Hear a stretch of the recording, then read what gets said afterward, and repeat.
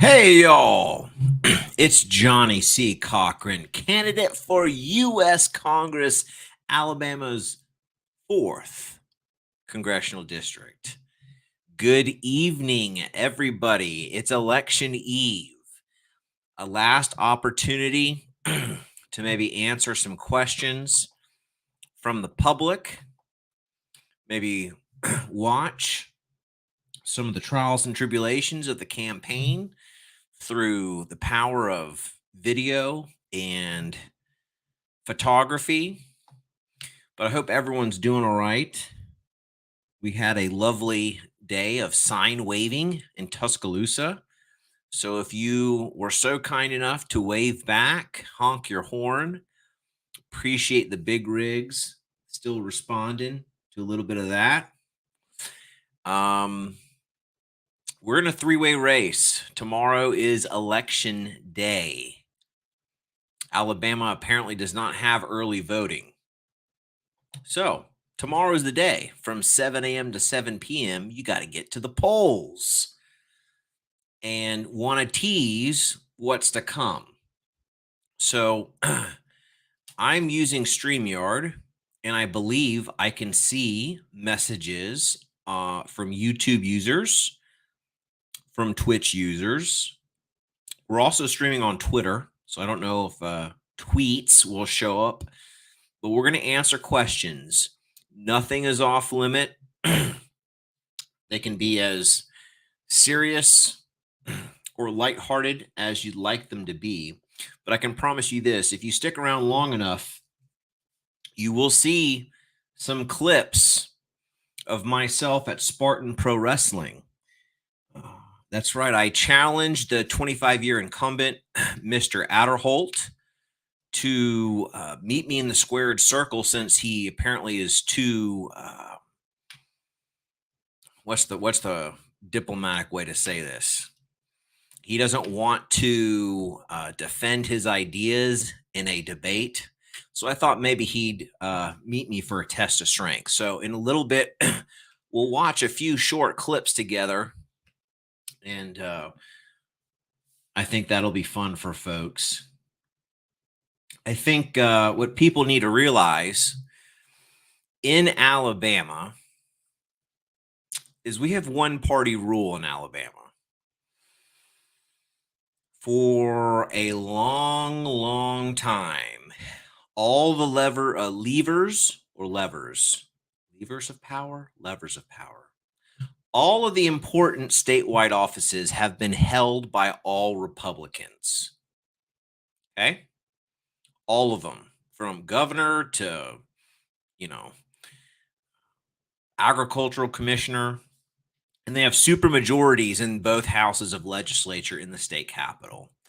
So this is a Republican state. I'd argue one of the reddest states in the country. And we hear over and over again that the Republican Party stands for limited government, less taxes, better for business, more freedom.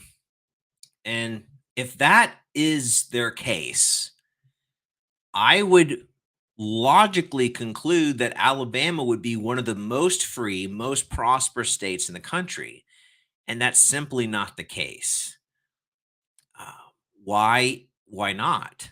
Well, it's because it's a marketing ploy and they don't actually deliver. They use the Mitt Romney playbook during campaign season, which is essentially vote for me. I'm not that guy on the blue team. I mean, that's the depth of the depth of these people's souls, essentially, is, it's very thin. There's no, I want to make life better for the everyday Alabamian. We got all kinds of issues up and down the state, whether it's healthcare, our prison system, we're taxed too much. Something's got to change. So as people file in here, I just thought I would start off by, again, just a quick recap. I grew up in a Republican household. I was in the Republican Party for 18 years. The more I got involved, the more I saw how corrupt It is a very top-down organization.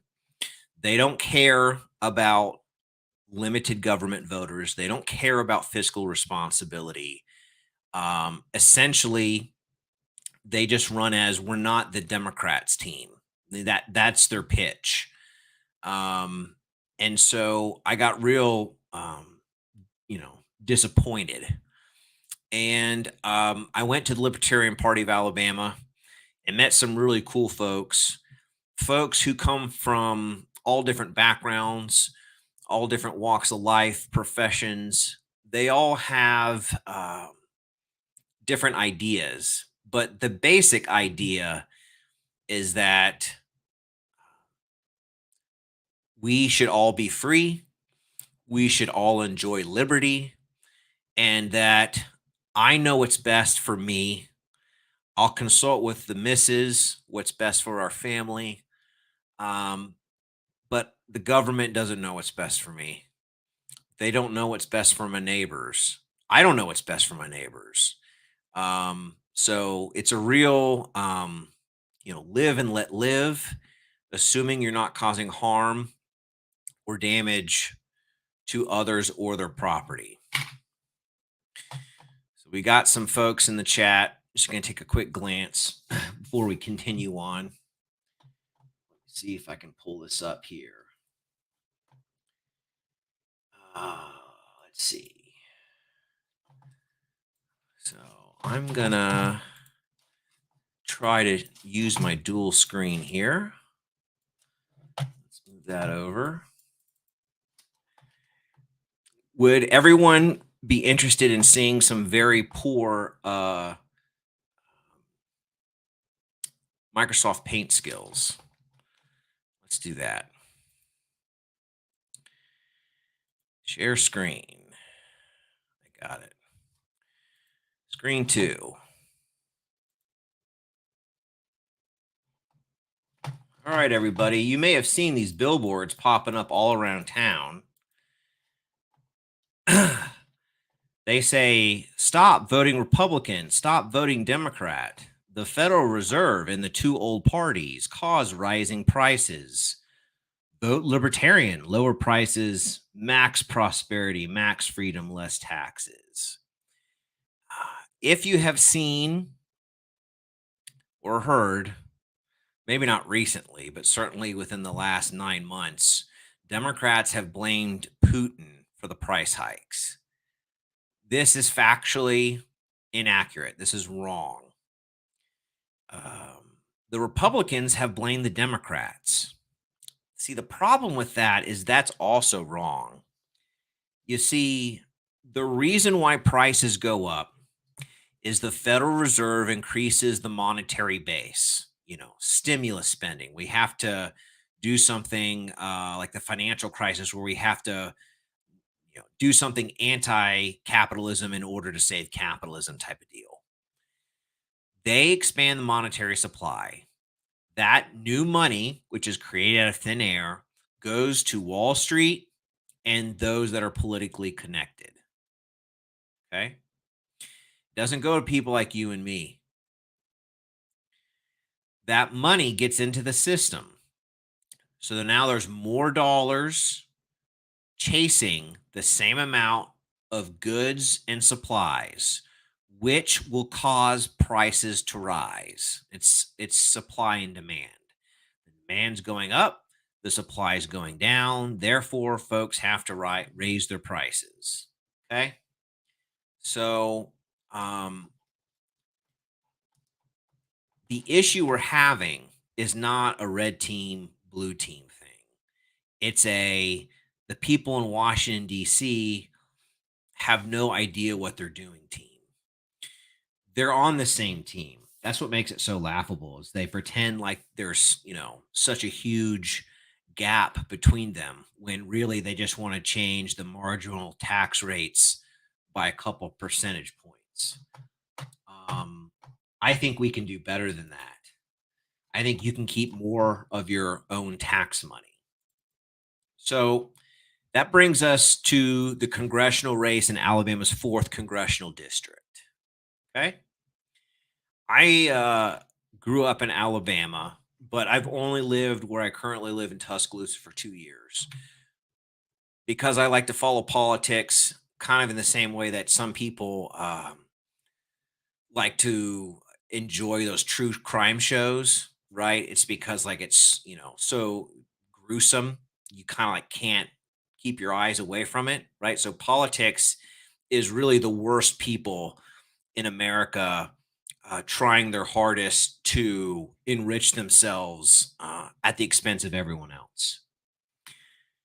So I'm like, who's my new congressperson? And I look up and it's a guy I've never heard of named Robert Adderholt, right? So he's a Republican. I used to be a Republican. So I start looking into his record. Okay. And it's pretty awful, right? So we're going to look at the tail of the tape. Okay. Robert Adderholt. Background, he's a professional lawyer. No offense to my friends who are lawyers, but the truth of the matter is, uh, I lawyers are trained to be adversarial and to win their point. They're not trained to come up with solutions that actually help people. Okay. So we have an issue in which almost all the people in DC are trained to argue their point, win it, and not actually solve anything. Okay. So he's a lawyer. My background, I'm a business professional. Don't let the casual campaign t shirt fool you. I like to dress up in a nice suit and tie when the occasion warrants. Um, I've also done, I'm not ashamed to say I've worked second shift. I've worked third shift. I've worked dirty jobs. If you ever seen Mike Rowe's show, that's the kind of work I had done at one point in my life. There's a lot of people who work second and third shift. They don't get enough respect, right? Because they work these weird hours while normal people sleep in their beds at night, all comfy like. So I've done that kind of work. I'm also, as we'll see later on this evening, a classically trained professional wrestler. Very demanding, very physical. Some say it's a science, some say it's an art. Um, I'll leave it at that. Experience. So basically, this guy graduates law school and like works for a law firm, I think, for a year or two, and then almost immediately becomes a judge, right? So again, judge, I'm sure we need them in society, but jump right to it. I've done it all: sales, logistics, plant supervision, Six Sigma projects, term limits. This cat's been there for 25 years. Let me ask y'all something. If a term limit is good enough for a United States president, is it not good enough for our senators and our Congress people? You know, I feel like the system was not intended for folks to make a lifelong career out of this. It's kind of like jury duty. Now, I'm not saying you get a letter in the mail that says, hey, you're the congressperson, but I think that you're called to do it. You do it, and then you go back to your regular life. Mr. Adderholt has a multi-million dollar house in Arlington, Virginia, which is Metro Washington, D.C. All these Congress people do. And so I believe that the further away power is, the more disconnected people are from the people they're supposed to represent. So they become creatures of Washington, D.C., creatures of the swamp. I believe in term limits. I signed the U.S. term limits pledge. Now, the term limit pledge, I think, caps service at the federal level at about 20 years.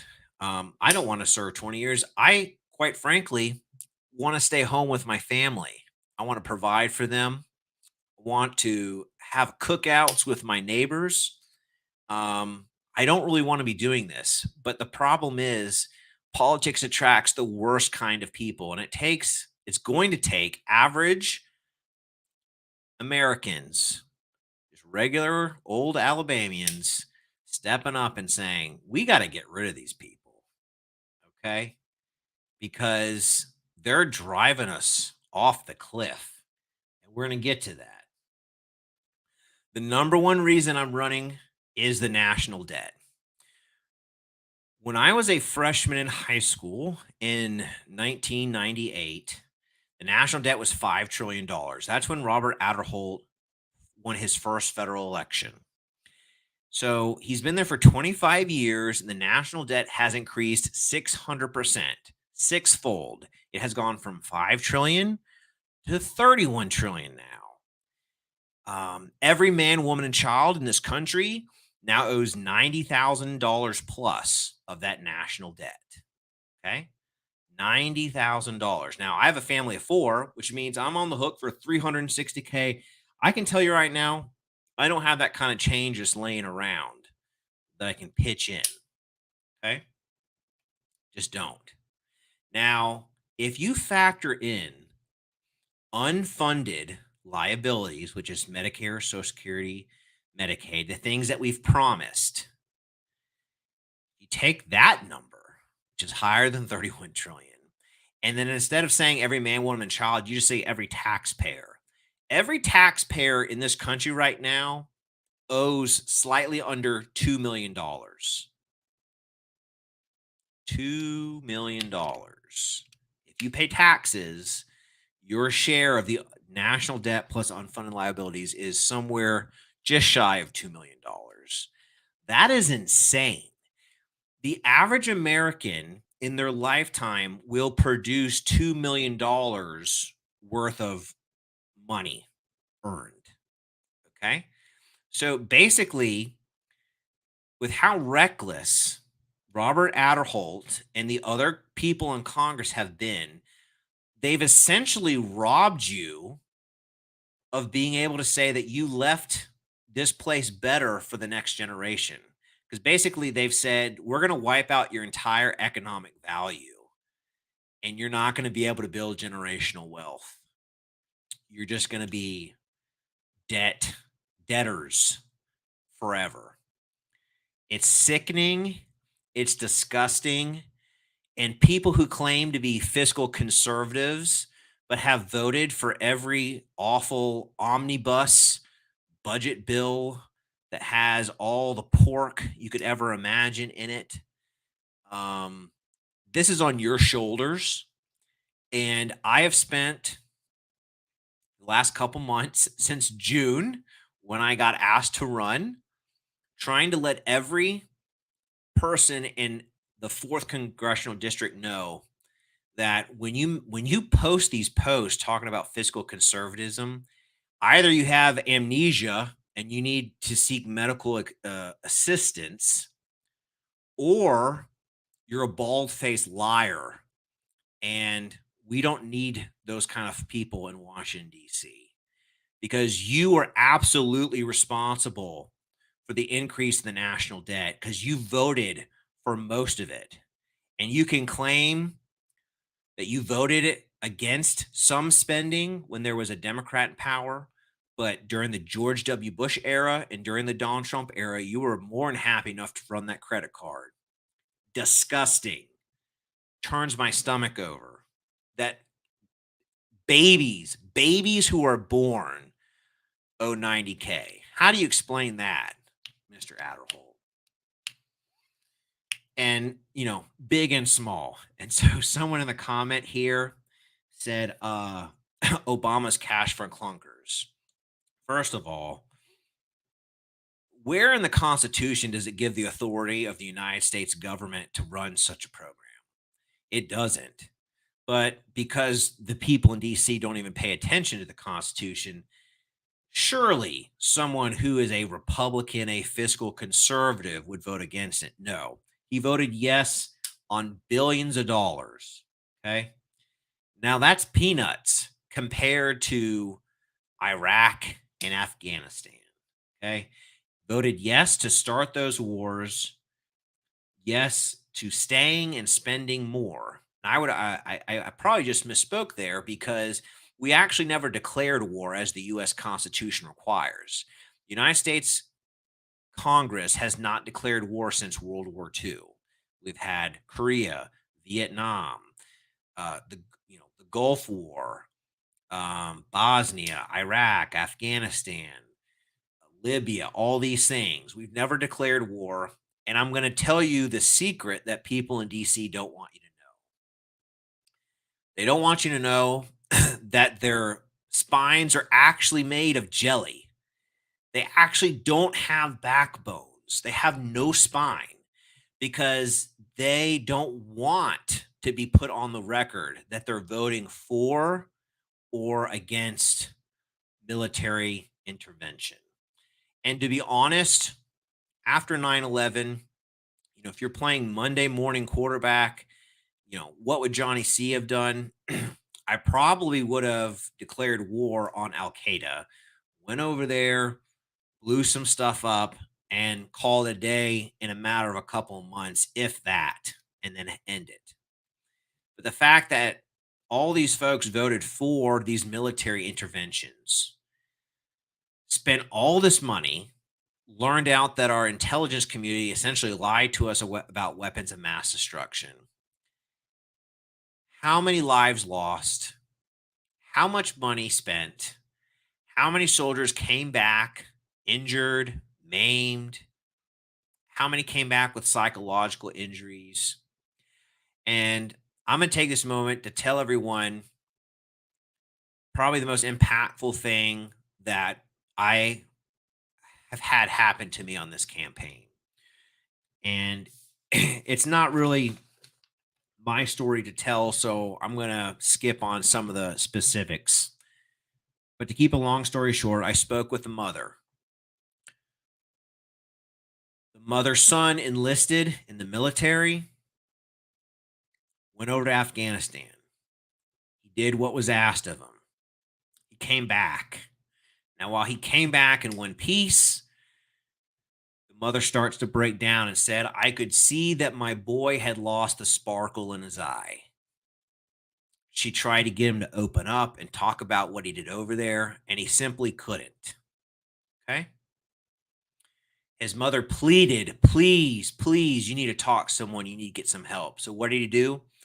He went to his local VA resources. He never got the help. He took his own life. He's not here anymore. And I'm telling you right now, if we have to send our men and women overseas in a military conflict war zone, it damn well sure better be for a good reason.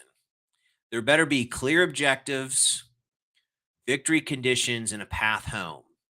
Because war is hell. I find it morally repugnant that Mr. Adderholt, you know, I could maybe forgive him for voting initially, but the fact that he just wanted to stay there, spend more money, keep sending American troops for what? To drive the Taliban out of Afghanistan 20 years later to give it right back to them and leave a bunch of our expensive military equipment? Was it worth it, Mr. Adderholt? Um, so he has a penchant for, not following the Constitution by not declaring war.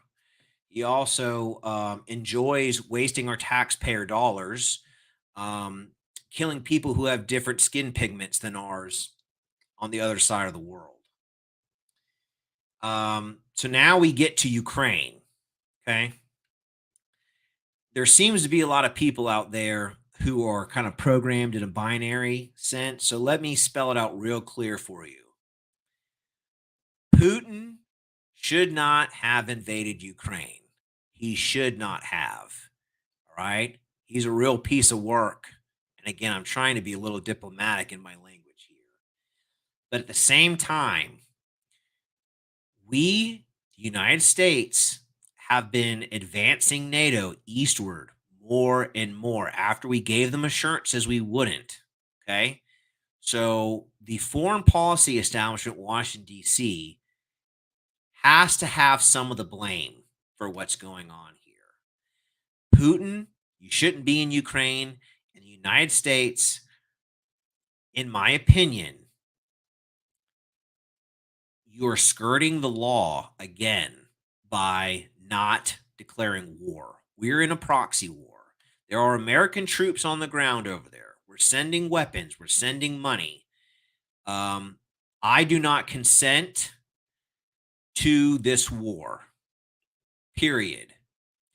I have no problem with, Joe Schmo, the average Ukrainian citizen, and I don't have a problem with, Ivan over in Russia. People want to live peacefully. It's the governments that pit us against one another. They guise it up in, nationalistic rhetoric. The peaceful people of the world reject government using force and coercion to turn neighbor against neighbor. Okay. So while my Republican and Democrat opponent in this congressional race want to send more weapons and more money to Ukraine, I say the risk of a nuclear attack happening in Europe or the United States is not worth it. We need to be calling for de escalation. We need to be calling for a negotiated peace settlement.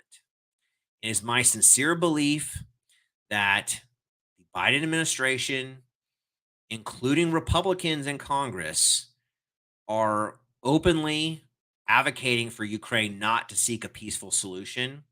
And I think that's shameful. We're supposed to be providing a strong national defense to this country. We're not supposed to be the policemen of the world.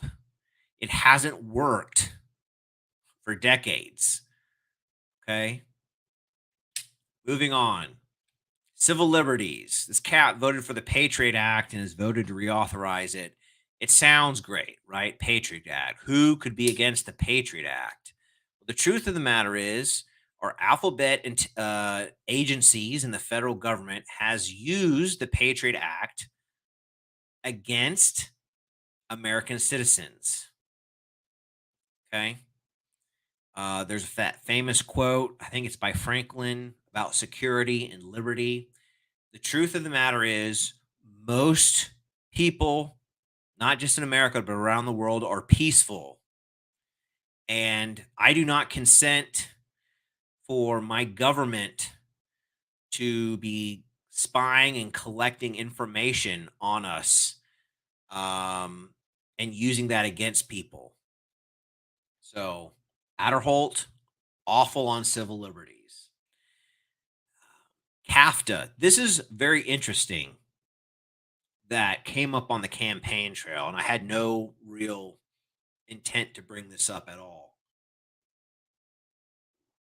But one of the most humbling things about running for office is, to tell you the truth, people don't really care about what you think. They want to tell you what they think. And so I listened. The people in Congressional District 4, particularly in Fort Payne and Gadsden, Alabama, were absolutely punched in the gut by Robert Adderholt when he flip-flopped his commitment to vote against CAFTA, the Central American Free Trade Agreement. There was a lot of manufacturing in the eastern part of the district. Fort Payne used to be called the sock capital of the world. You and others, Mr. Adderholt, robbed Fort Payne of that title. They are no longer the sock capital of the world. You publicly committed to voting against CAFTA. Then somebody, I don't know if it was W or someone in his administration, called you and twisted your arm. I don't know what you got for it, but you flip-flopped and you voted for passage, and it barely passed the House. And when that passed, the district lost a lot of jobs. I think when you will run to be in the House of Representatives, certainly you have your own foundation of how you see and approach the world, but you represent all the people in your district. How could you vote for something that intentionally destroyed the jobs of so many in the congressional district? I mean, the comment I put here was bold move. That's about the only thing bold you're on was destroying jobs in our own district. Now, as a libertarian, someone who believes in capitalism, I believe in free trade, but none of the agreements that have free trade in them are actually free trade. Just like the Patriot Act is actually not very patriotic. You can take whatever they name the bill and assume that the opposite is actually in the details. A free trade agreement would say something like this: the United States agrees to charge the countries of Central America 0% tariffs on these types of goods and commodities. And in exchange, these countries plan to charge the United States of America 0%. It could fit on one page. It wasn't a one-page bill, it was a several hundred-page bill. And they picked winners and losers. And guess who the winners were? Probably people who donated to people's campaigns, people who were well connected. I can pretty much guarantee you that. Second Amendment. Now, a lot of people give Mr. Adderholt high marks because he got an A by the NRA. So, hey, hats off to you. A is a passing grade. It's excellent considered by some. But here's my issue.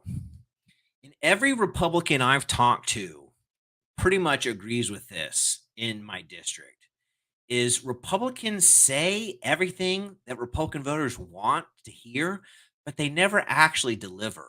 You know, it's like, when new gun laws come up, it's like they give the most milk toast vanilla defense. Oh no, Democrats, please don't do that.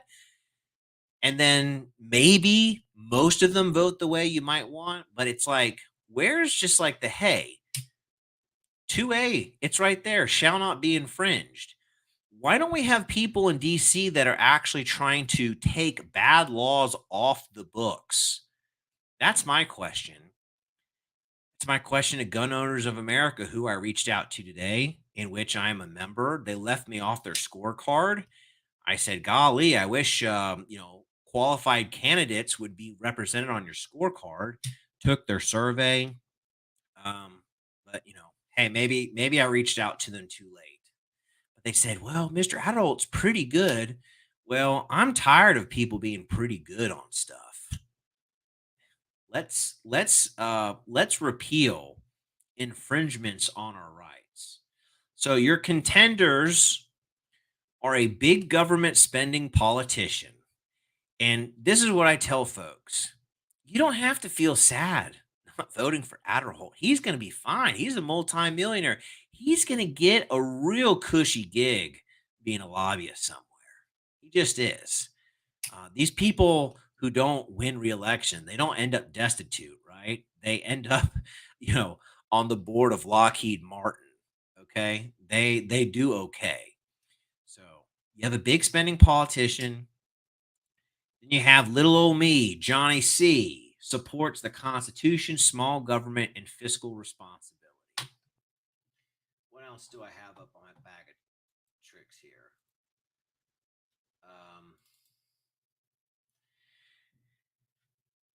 Alabama has some of the most gerrymandered maps in the state.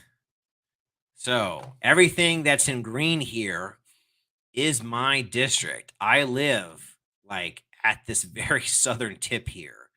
So it's about 2.5 hours up, and it's about 2.5 hours to get all the way over here. But if you live in Tuscaloosa, north of the river, Fayette, Hamilton, up here, Russellville, the Tuscumbia Muscle Shoals area. What do we got here? Jasper, Coleman, Arab, Gunnersville, Boaz, Albertsville, Metro Gadsden, or Fort Payne, the former Sauk capital of the world. Um, that's that's what we're competing in tomorrow. What else we got?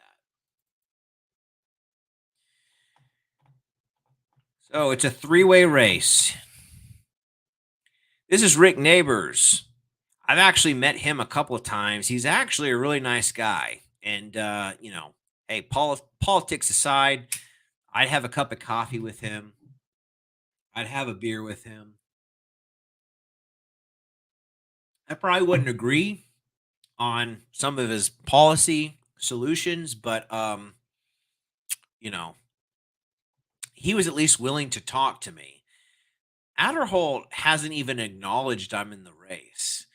He hasn't even thought of my name. He hasn't mentioned it.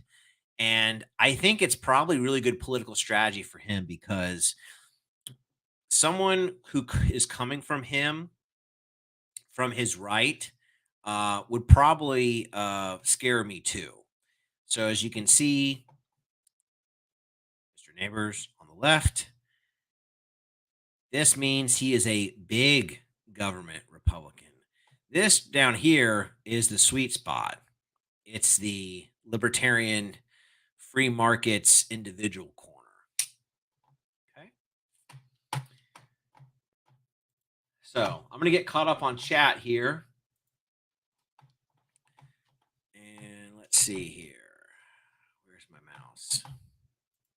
I'm going to scroll up here.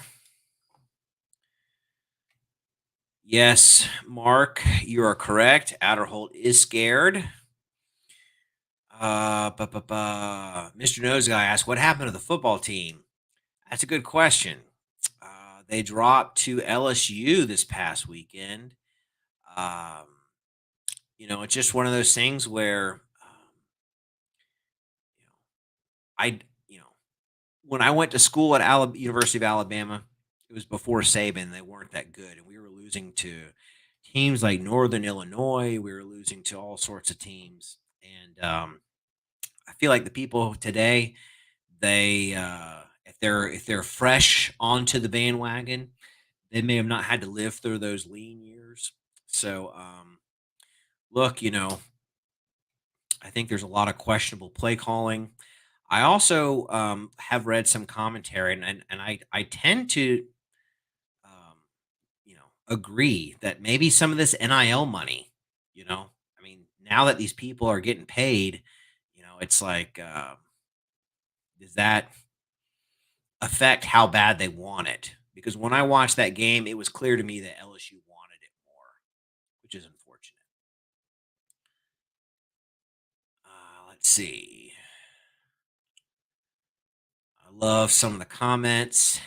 Robert Adderholt is a swamp monster. Cash for clunkers, yes. When you're elected, where will your house be? That is an excellent question. I have made the commitment that I will not be moving to Washington, D.C.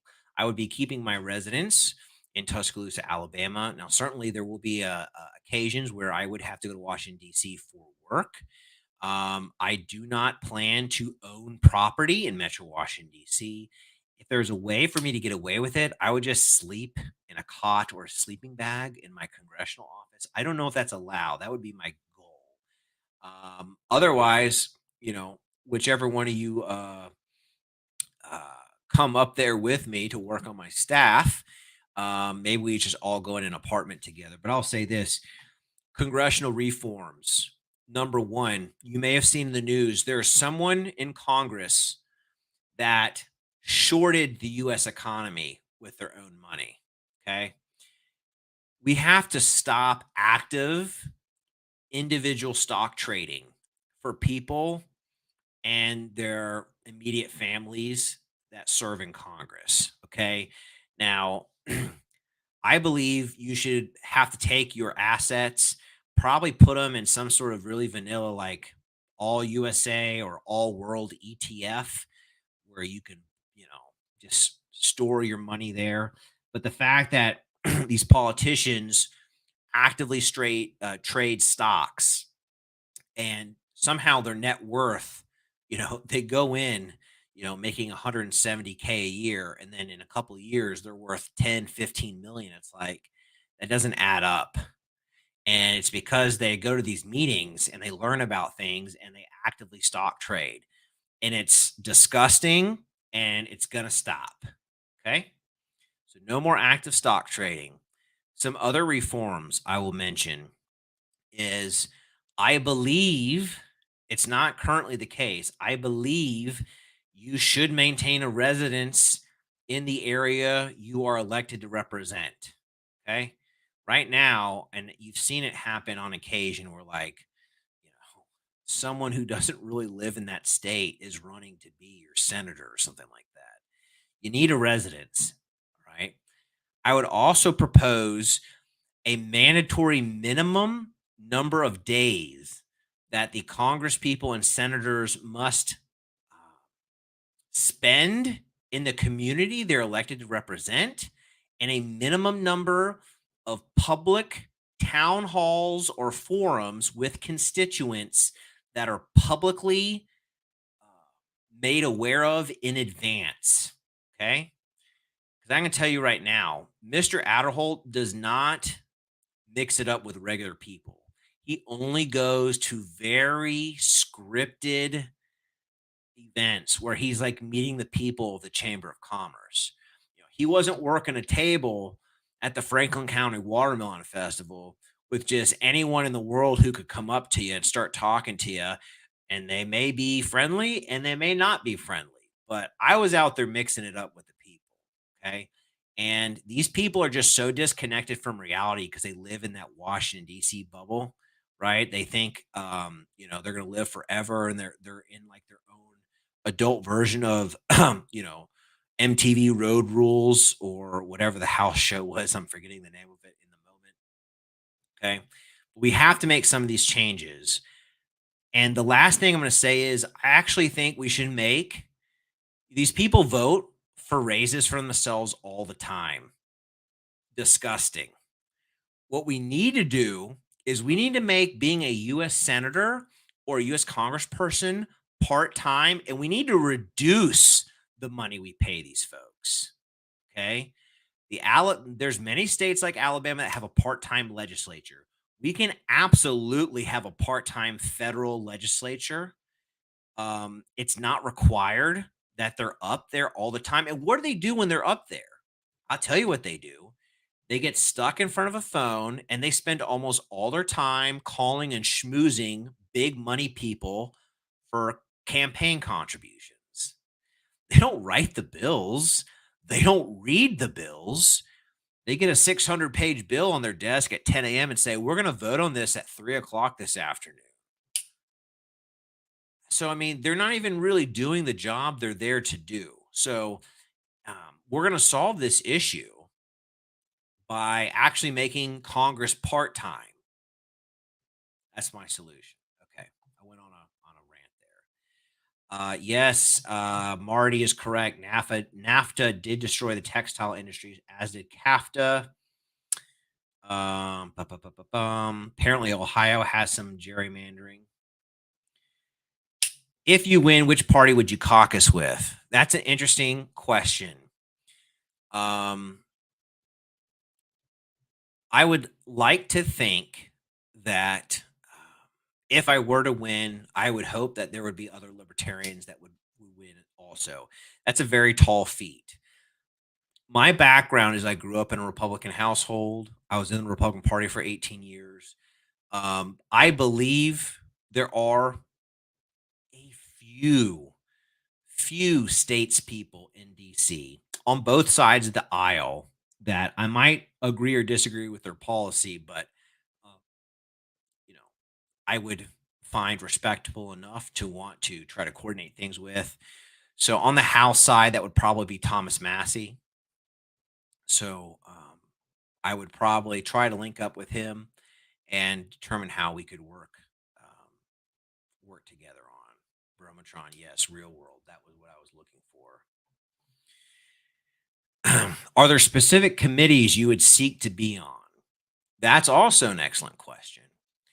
Um, to answer it, I believe that being let's say the scenario is I'm the only federally elected libertarian in Washington D.C. There's a real possibility that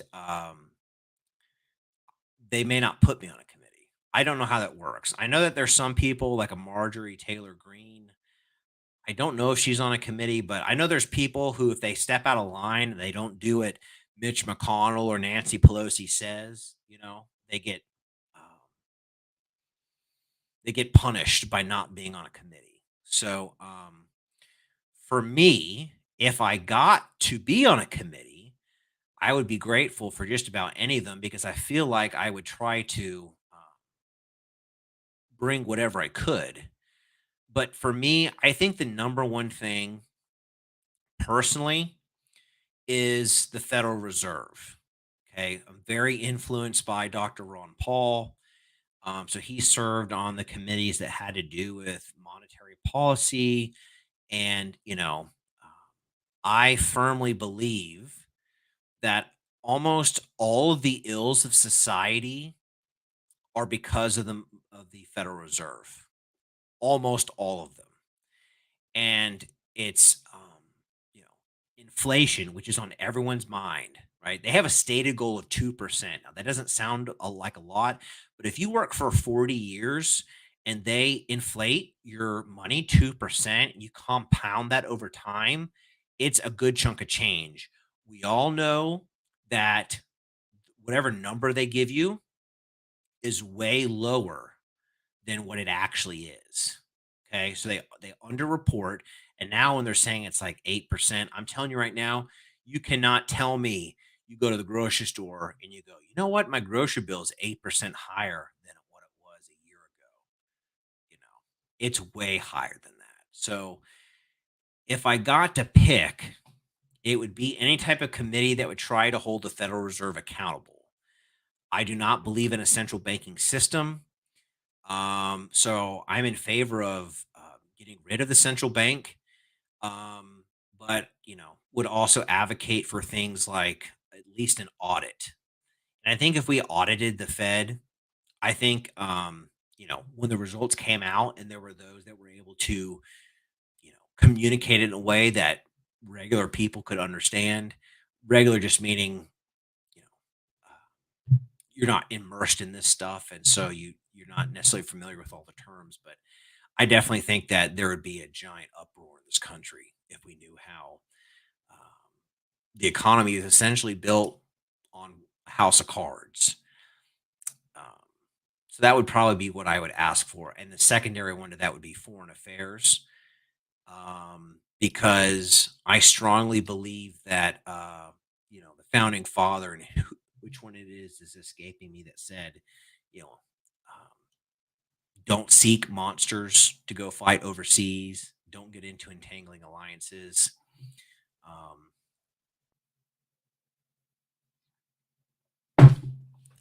Question: would you vote for additional massive funding packages for Ukraine?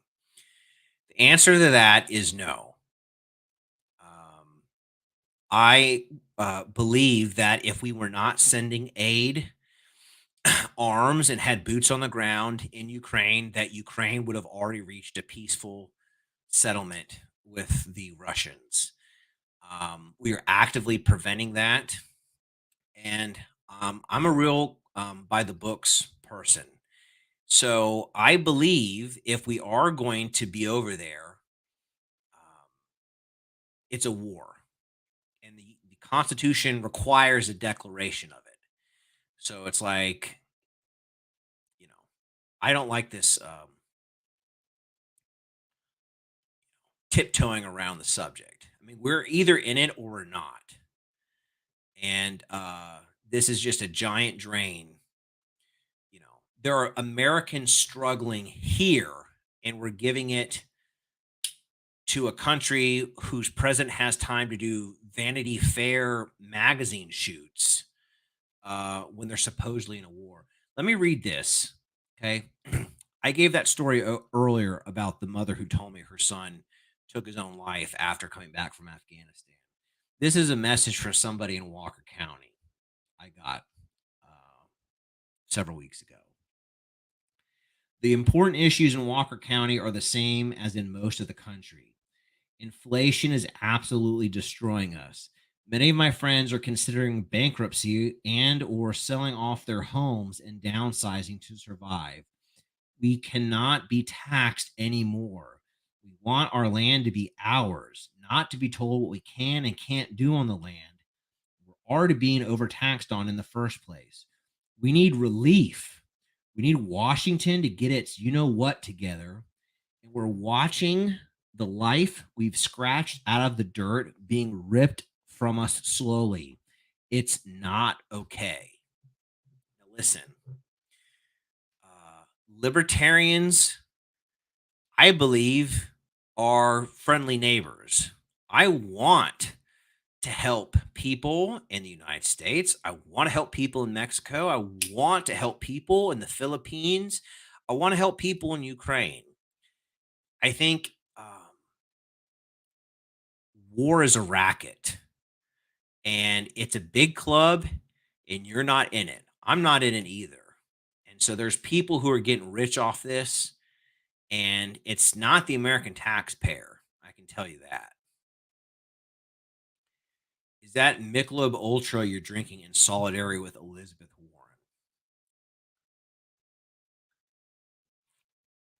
Warren? It probably should be a Michelob Ultra. As you see later this evening, when I show the Spartan Pro Wrestling footage, you're going to see that I'm quite rotund in the midsection. So it probably should be a Michelob Ultra. It's not a Michelob Ultra. It is a hazy IPA by Good People, which is a brewery here in Birmingham, Alabama. Got to support our Alabama craft breweries, in my opinion. Yeah. I don't know if there would be a whole lot I could agree with on Elizabeth Warren about anything. So I don't know.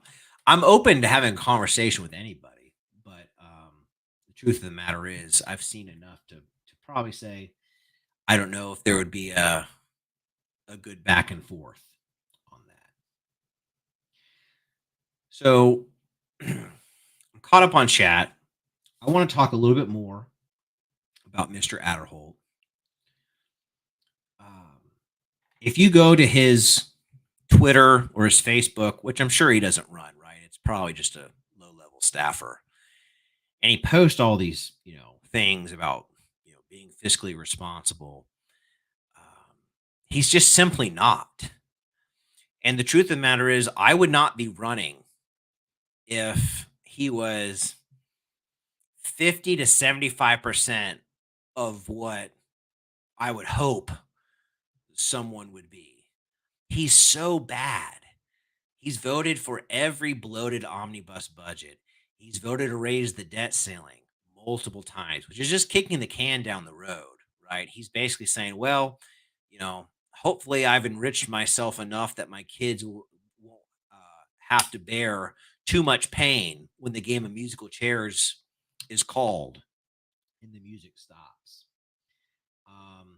This guy's been in Congress for 25 years. He has a lifetime score from Heritage Foundation, conservative organization, Freedom Works, kind of Republican-ish liberty organization, and Club for Growth. A score of each in the 60s out of 100. Okay. Now, I don't know what kind of new age stuff they do in school these days, but when I was in school, if you got a 6.0 through 6.9 on something, that was a D, which translates to poor. Poor. He has a poor track record for 25 years of basically just being a big government spender, you know? And my belief is that you know what's best for you. You and your spouse know what's best for your family. You and your local community can figure out what's best for you. You don't need people in Washington, D.C.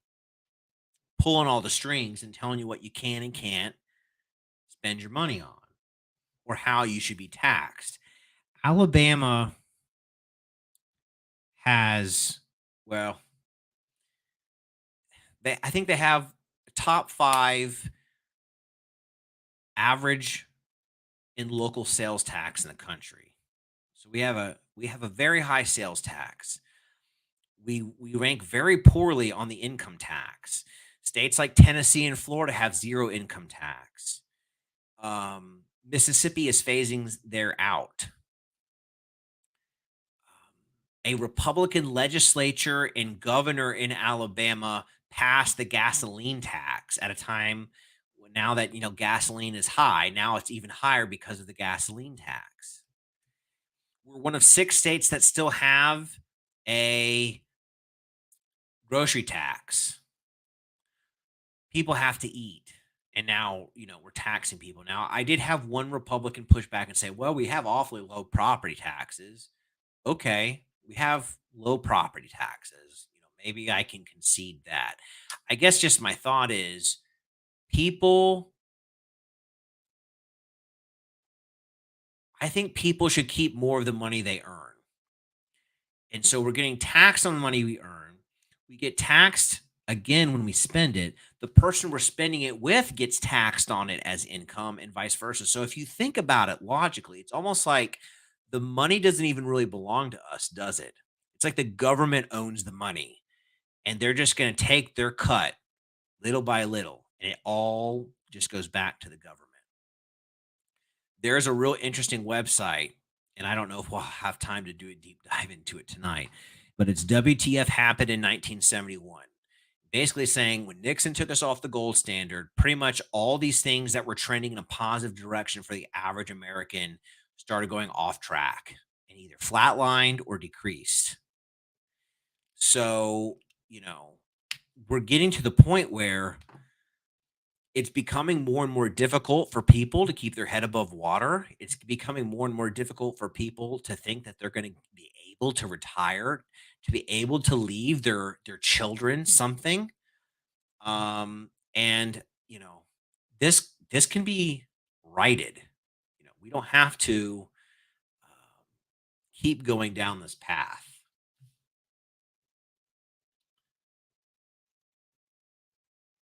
Okay. So we've gone for about an hour. Do people want to see some silliness? Do you want to see some unique campaigning in a pro wrestling ring? Let me know in the chat if that's something you're interested in. And while we're waiting for that, I will share some other things here.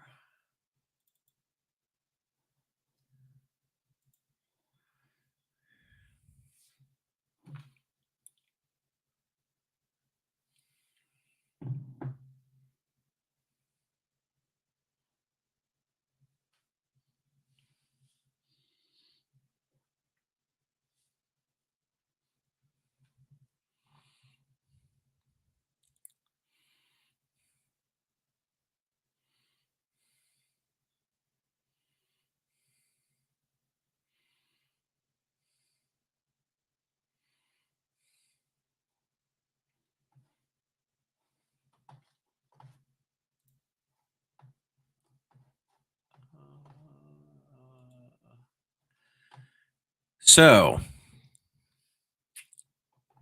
I was really digging the mic there. Okay. No sound. Oh no. Mm-mm-mm-mm-mm. That makes me think if I play the wrestling video, you're not going to hear the sound.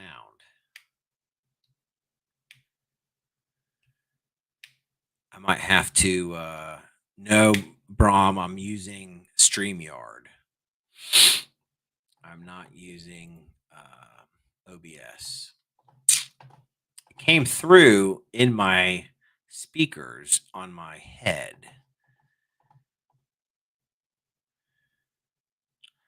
Let me think about this for a second.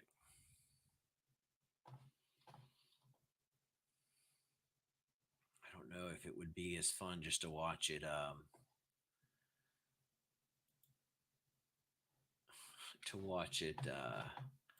without sound.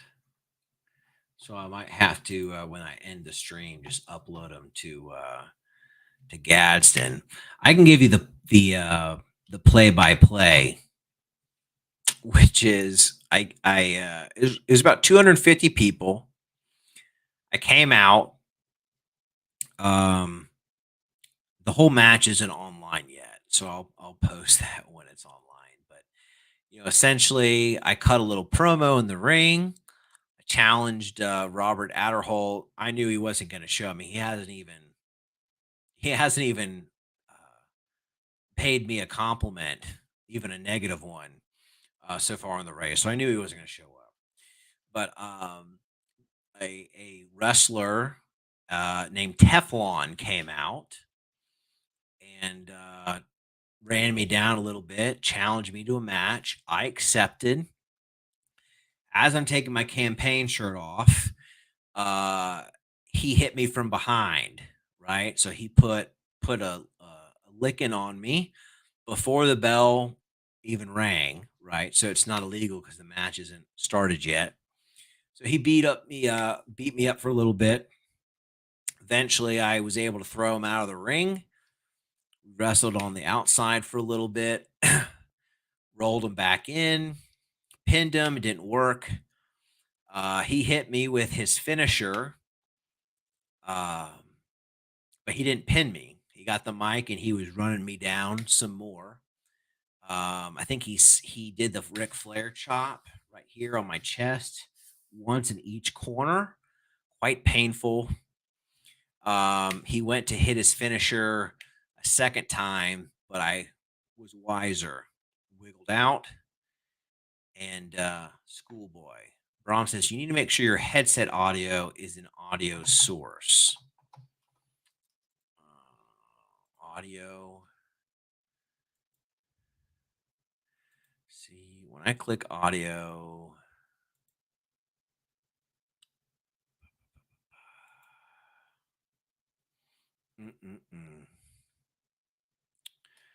yeah, I'm just not a techie, Brom.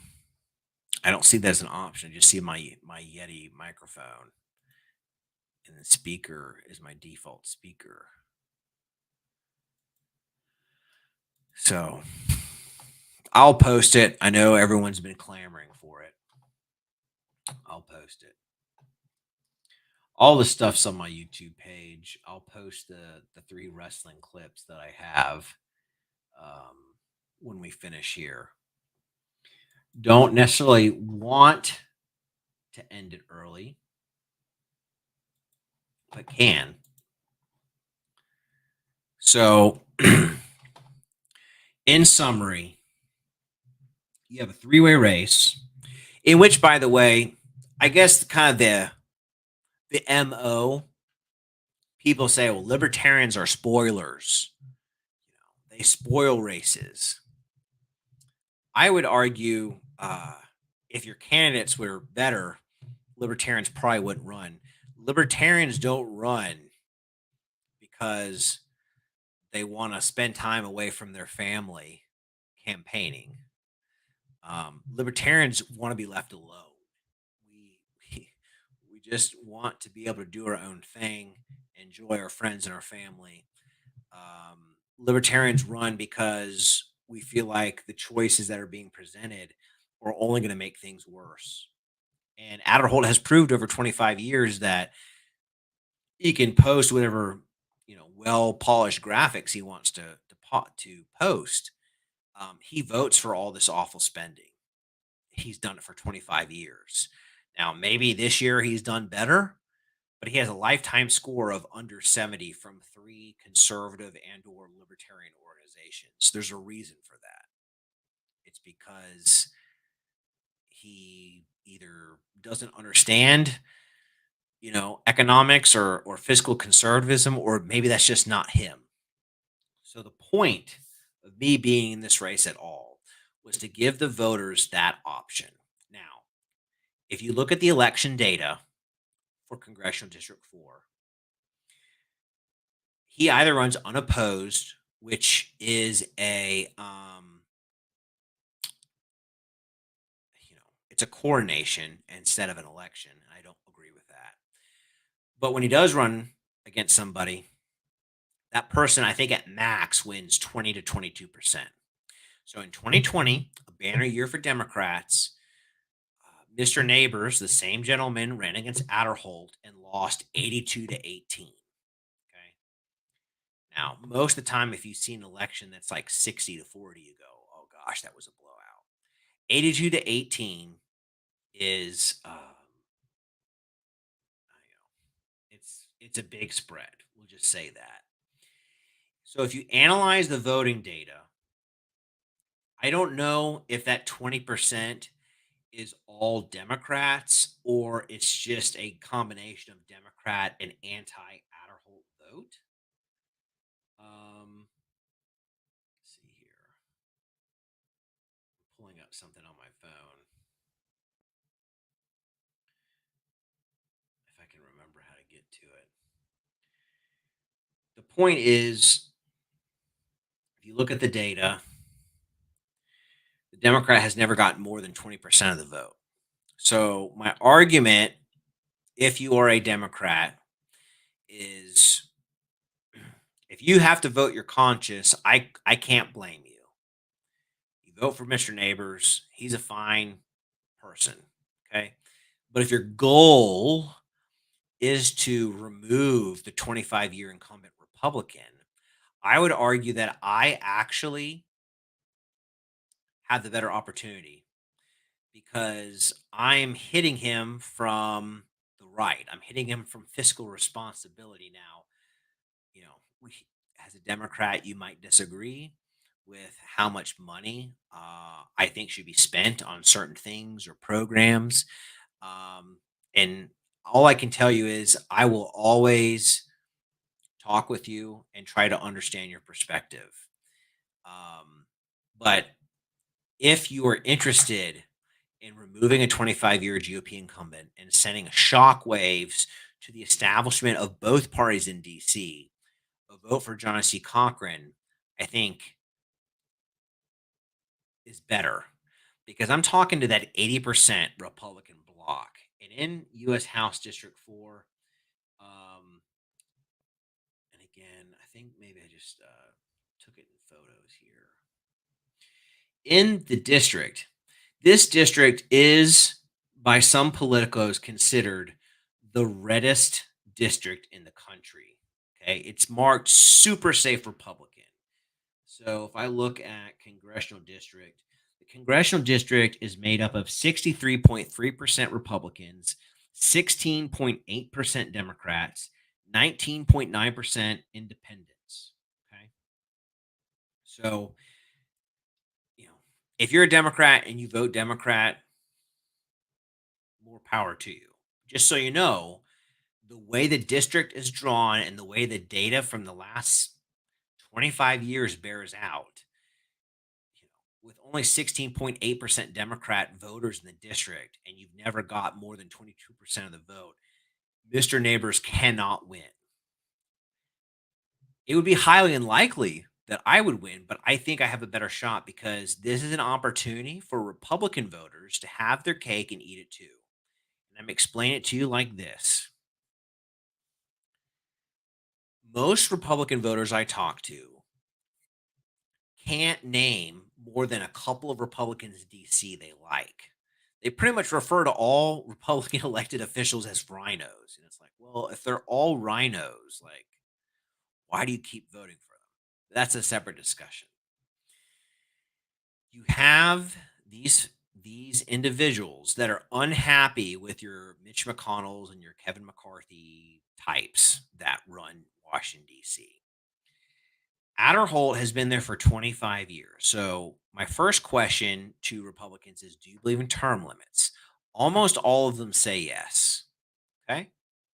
He's been there for 25 years. Fiscally, not a conservative, Adderholt. Okay. So, he's not a fiscal conservative. Do you believe that we should be voting against this bloated spending, that we should rein it in, that maybe we should have a balanced budget amendment that We should not spend more than what we take in. They pretty much all agree with the positions I outlined to them that I represent and that Adderholt's voting record is in direct, contradiction to. Okay. So we say, look, this is a special election because you are assured that the Democrat can't win. Statistically, impossible. In a banner year, you get 18% of the vote. There's no way Mr. Neighbors can win. So this is your one opportunity to vote for John C. Cochran. And one of a couple things is going to happen. One is, and hey, this is very outlandish. One is upset of the century that the safest Republican in the House of Representatives gets upset. Is it likely to happen? No. But hey, that truck driver guy in New Jersey defeated the most powerful state senator in New Jersey, and he spent a couple $100 on like Dunkin' Donuts, and that was like to the extent of his campaign, right? So anything can happen. If you vote for John C. Cochran, and I pull some Democrat votes, pull some independent votes, and of that 82% electorate that voted for Adderholt in the last election, say, are you pleased with the way the Republican Party operates in Washington, D.C.? I guarantee you almost all of them are going to say no. So, do you want me to go up there, represent your voice, and just be the biggest pain in the side of Mitch McConnell and Kevin McCarthy and try to drive people like that out of DC and bring in more people that are serious about finding solutions to the challenges that we have today? So that's like the Hail Mary. Okay. I grant you that is a very hard, it's a very high bar for me to cross. Okay. That a first time political novice out of nowhere would upset the safest Republican in the safest Republican district. But I'm going to tell you this, if I got enough Republican votes that it was close enough. So maybe instead of him winning 82 to 18, it's more like 40, 35, 20, or, something like that, where like I came in like a very surprising second place. You better believe that's going to send a shiver up Adderholt's spine and all these other Republicans in DC that say, oh my gosh, this guy who only raised a couple $1,000s with no political background, who just talked about fiscal responsibility and how reckless the Congress, both Republicans and Democrats, have been over the last 2 to 3 to 4 decades, that the most likely outcome is maybe they start to vote better. And maybe that's the best we can do in this race. Now, there are libertarians up and down the ballot all over Alabama. I've had an opportunity to campaign with some of them. Damon Pruitt here in Tuscaloosa, Richard Benderson in Southwest Tuscaloosa, um, uh, Kyle up in kind of the Athens area, Kyle Richard Garrison, um, Dr. Jimmy Blake running for governor, Ruth Page Nelson, lieutenant governor. These are all super, super solid people. And again, a lot of us are playing to win. We want to win. We want to make life better for Alabamians. Having said that, it's a tall hill. And in some of these races, like mine, or like lieutenant governor, in which there is no Democrat candidate, it's only an incumbent Republican versus a libertarian. This is your opportunity to have your voice heard. That it's not good enough to pull out the Mitt Romney playbook and say, vote for me. I'm not a Democrat. It's some of the weakest sauce I've ever heard, ever. People want the tax burden lessened on Alabama. We want more business in Alabama. I think I read there was a report that said Alabama is 41st in tax climate for businesses. We want entrepreneurs to start businesses here, don't we? Don't we want those small businesses to be successful and to grow and hire more people? Don't we want more large companies looking for places to set up manufacturing here in Alabama? Why are we ranked 41st? If the Republicans control everything in Montgomery, how do we rank so low on something like that? Boggles the mind. So this election gives you the ability to tell the establishment of both parties that you're sick of it. And I think that's one of the most refreshing things. I went through my phone book today, my phone book on my phone, and I texted or sent messages to at least 400 people today, people that I hadn't seen since college or high school. Quick little note: tomorrow's election day. I'm running for office. It's been a wild experience. Really want you to consider looking at the libertarian in your race. And for those that responded, they pretty much said, I don't necessarily understand what all libertarians stand for, but I'm sick of the two old parties. And I think that's where a lot of people are now. So very excited about our prospects tomorrow. Probably will be live streaming the results. I know that some libertarians are having some events. It's just going to be hard for me to get away from my family and drive over to Birmingham just for that. But we're going to keep an eye on the results. We're going to see what happens. I have a couple of candidates I have as dark horses that I think are going to win at the state level. Well, within the state, not necessarily federal candidates. But I'm very excited to see what happens. I think we're going to do better than people expect. And I know that there's a lot of people that put a lot of hard work into having conversations. I've been to every county in my gerrymandered map. I've had conversation with folks. Some of those conversations have been real interesting. Some of them have been tough. I had somebody get real passionate is the right way to say it, that I was trying to splinter the Republican vote in the state. And with all due respect, and hey, when you're door knocking, you don't want to get into arguments with people, so you just let it go. But if you live in Alabama, Alabama's been controlled by Republicans for a long time. Most of those Republicans were Democrats back when Alabama was controlled by all Democrats. They simply just changed the color of their jersey at some point. Um, so we have these Republicans that have run everything. The Democratic Party in Alabama is in shambles. They didn't even run candidates for most of the offices. If you are voting straight party ticket Democrat in Alabama, you're not voting in several elections. It's just us and the Republican. So, you know, they're disorganized and in shambles. And I think largely in part because of that, the Republican elected officials just coast. It's good enough to get elected and whatever perks that come along with that, right? Prominence in the community, that sort of thing. Kay Ivey has just recently said, the governor, that maybe we'll get a tax rebate, but no structural change is going to happen. That's unacceptable. I mean, we're in a marketplace, competition. The states around us are making moves.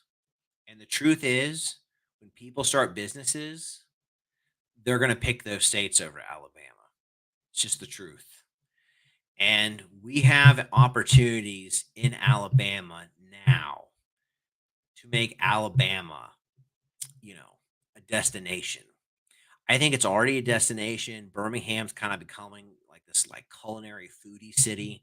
Huntsville's kind of like this STEM city all the kind of jobs you can think of revolving around STEM. So, I mean, we have some of the pieces in place, but, you know, there are a number of issues in which, if we were to act now, lessening the tax burden, getting rid of licensing for people who want to cut hair or be a, to be a pro wrestler in the state, you got to get a license.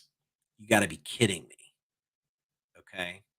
Um, they got taxes for everything in the state of Alabama. So let's see. Brahm, change your speaker from default to the name of your headset. Brahm, when I click on settings and I click on audio, speaker,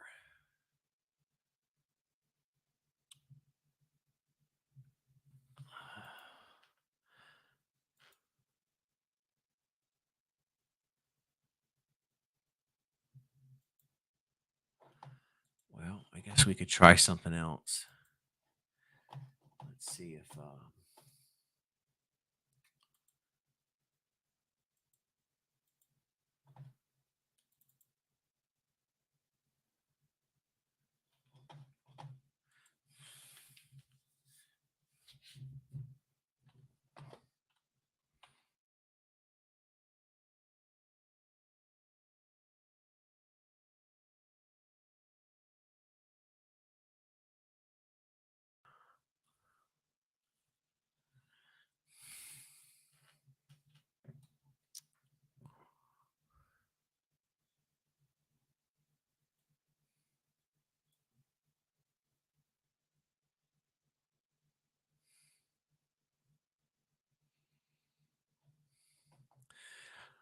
I know we've been going on for a while.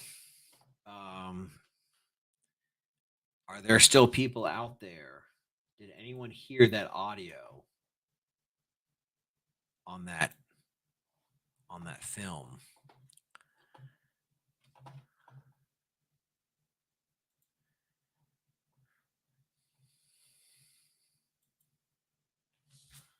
If anyone heard audio, let me know. Didn't hear it. Yeah. I'm not going to be able to troubleshoot that, Brahm. I guess I'm slightly better than John McCain, who I guess never figured out how to work email. So I can do email. But as far as figuring out how to troubleshoot this, I'm probably not going to be able to get it. So I will post the wrestling bits to my YouTube channel. I know, Brahm. It was fun. If you want to go behind the fourth wall, I got potatoed. So potatoes when you get hit in wrestling, and it's a little bit harder than you would have preferred it to be. Um, all in good fun. Um, maybe I was planning to go for another 30 minutes. Part of that included showing a bunch of videos, but I can't get the audio work. So maybe we'll wrap up with this. Is I believe the two main political parties in this country pretend to be enemies on national TV and in public. In truth, they're very friendly and cozy with one another behind closed doors. They go into the fanciest, swankiest cocktail bars in DC, and they often jest with one another about how hard they went after one another on MSNBC or Fox News or CNN. I believe that the two old parties divide us by race, by socioeconomic status, by age, by education, gender. And the two primary things they do is they use fear and hate. That's what they do. They want you to fear and or hate groups that you would not fall into. And I believe as a libertarian, I reject that. I believe in love. I believe that I know what's best for me and my family, and I'm happy to share what I think with my neighbors and my local community. But if you have a different way of doing things, as long as you're not harming others or their property, it's your life. I don't know how much time any of us have on this earth. We're on a planet hurling through space. It, certainly we learned that the earth is not the center of the universe, but the earth also is not just moving around the sun. If the universe is expanding, it means that we are literally hurling through space if the universe is expanding. Okay. I don't know how much time any of us have. I would subscribe to the philosophy of Bill and Ted. Can we not just be excellent to each other? Let's be good neighbors. Let's take as much power and decision making away from Washington, D.C., with my proposal of making the federal legislature part time, reduce their pay. Let's let more of the decision making happen back in the states. There are other fine libertarians that are running to represent folks in Alabama and Montgomery that want to do the same thing. Montgomery thinks there's a one size hat fit all solution for everything. I give you an example. I spoke to a teacher in Walker County at a middle school, and she was trying to raise money for furniture for their school. She explained to me that they got a large sum of money that was earmarked for COVID for to improve technology in the school. So the money was earmarked by Montgomery that they had to use the money for technology. Now, in this public middle school, every student already has a Chromebook. Okay. Every student has a Chromebook. So they wanted to use the money that they got for technology for furniture because that's what the need was. You know what they did with that money? They bought more Chromebooks, even though every student in that school already had a Chromebook. Okay. This is the kind of insanity that happens with our tax dollars. Decisions should be made at the local level.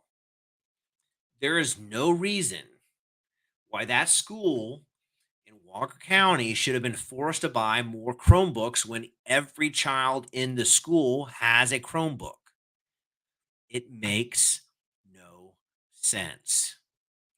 That's our state government, folks, at work. Our federal government, you know, complete disaster. Now, it took 25 years for our national debt to go from 5 trillion to 31 trillion. I'm not saying it can be done overnight. It might take 25 more years to make it go from 31 trillion back down to 5, okay? But if we do nothing, I'm telling you right now that it will increase by 600% again in 25 years. I'm a pencil and paper kind of guy or a calculator kind of guy. So let's do some quick math. The year is 2047. Our national debt has increased 6x again. That takes us from 31 trillion to what? 186 trillion. That takes us from every man, woman, and child owing 90K to 540K. It's insanity. It has to stop. I would love to build a brand new community center in every community in the country. The problem is we're already $31 trillion in debt. Okay. We have to make some tough choices. And I think because maybe, you know, we've had it so good for so long that it's, It's starting to catch up to us because we have failed our neighbors by not being able to say no in a respectful way. We cannot afford all of this new spending.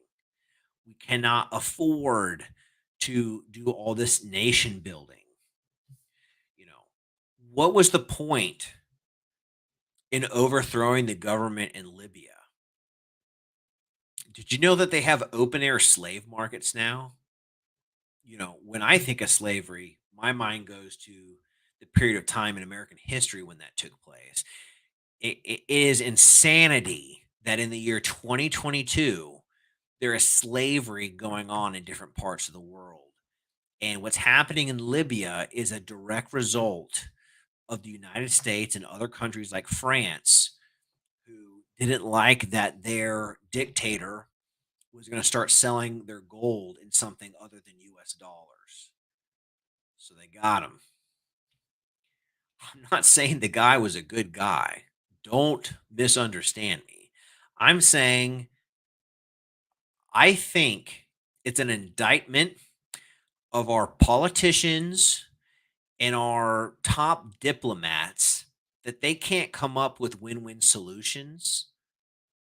All right. They're so pathetic that basically the only thing they know to do is to force their will through military might to affect an outcome.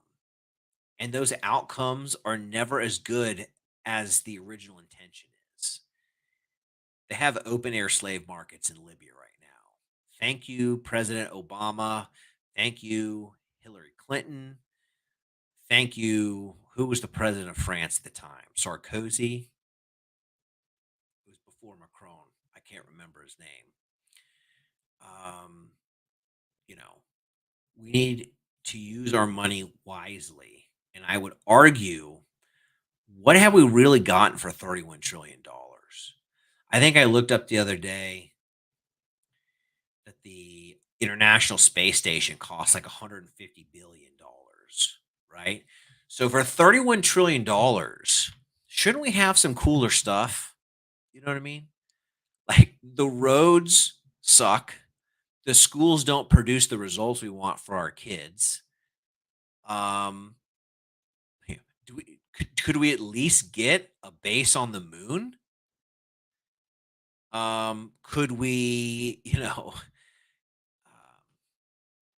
for $31 trillion, what have we really got other than $90,000 of debt for every man, woman, and child?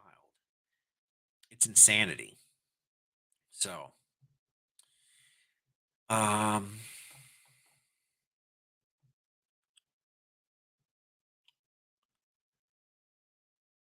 no worries. I'm excited.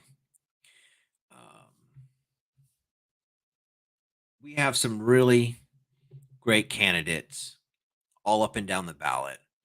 If you're in the state of Alabama, I would just ask yourself before you go to the polls tomorrow, look up, see who your options are.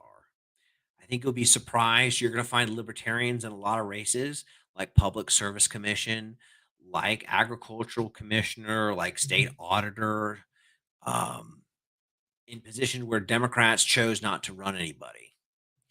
And that's one of my criticisms of the Republican Party is the Republican Party, they rest on their laurels. They don't go out and talk to communities um, that they don't think will vote for them. They don't go into urban city centers.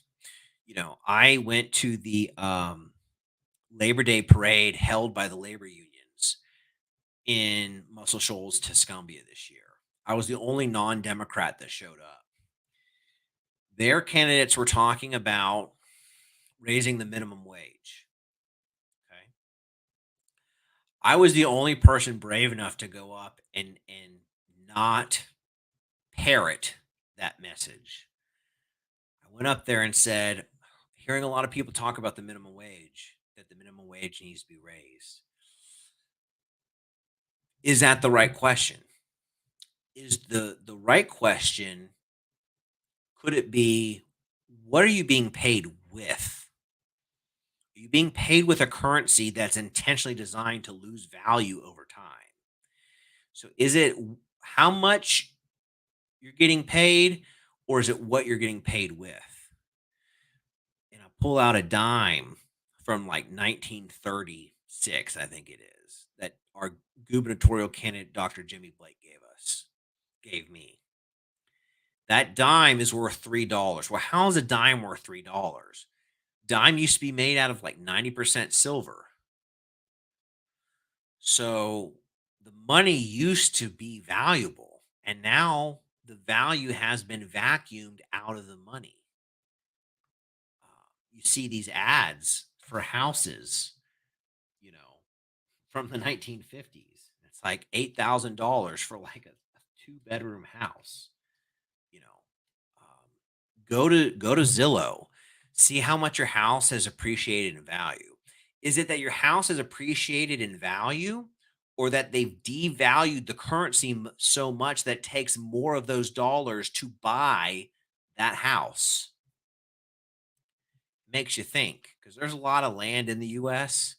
Certainly, some of it is probably more desirable than others, but things are not getting cheaper in areas in which the government heavily regulates housing, healthcare, education, things like TVs. Gosh, you can get a great TV for a couple $100 just because the government doesn't have their fingers in that pie.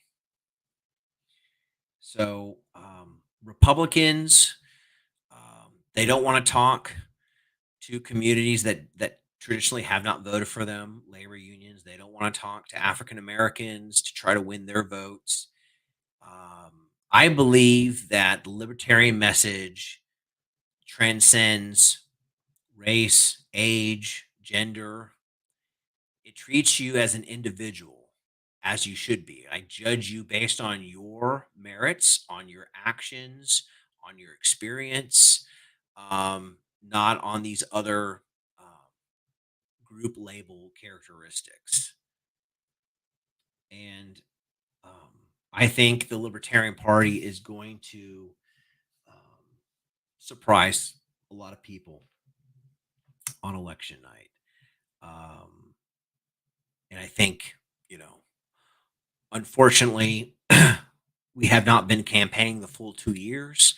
Many of us started over the summer, but we have learned some things that work and some things that don't. And I think, we're going to enjoy tomorrow, and then we're going to get to work the next day, because we can make Alabama the freest and most prosperous state in the country.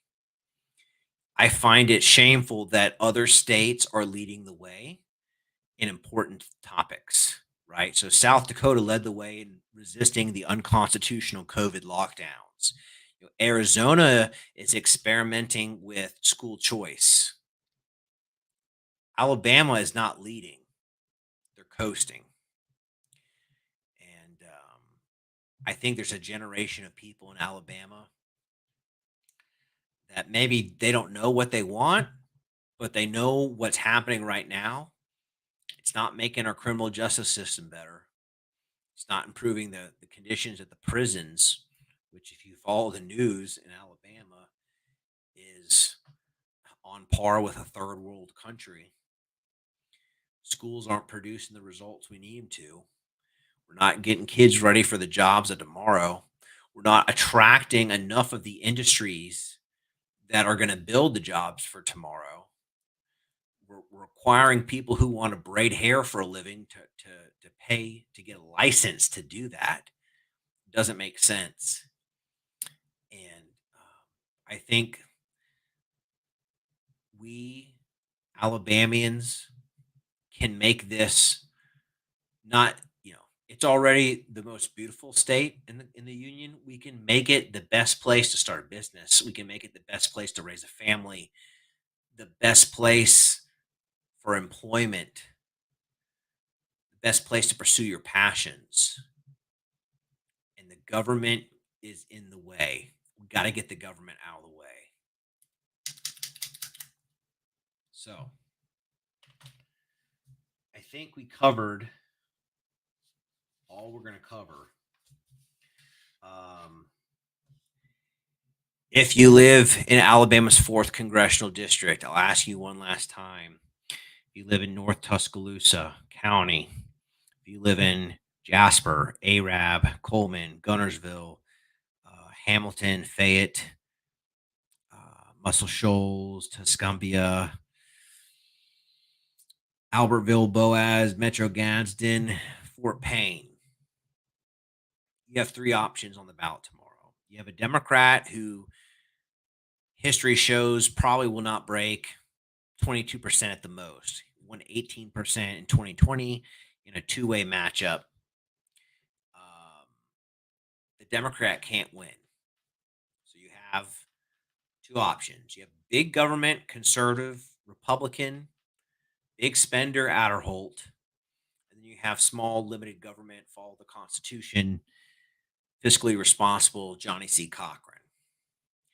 I know it's a tall hill to climb, but I've tried my best to visit as many folks out in the communities where they live at their local community events.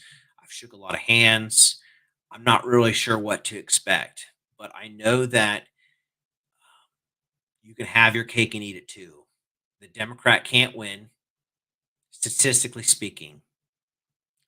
And so if you want to send Adderholt and the Republican Party in Washington, D.C. a message, if you vote for Johnny C. Cochran, you are voting for fiscal responsibility, that we have to pass a balanced budget amendment, that we have to rein in the insanity, the reckless spending that the federal government does.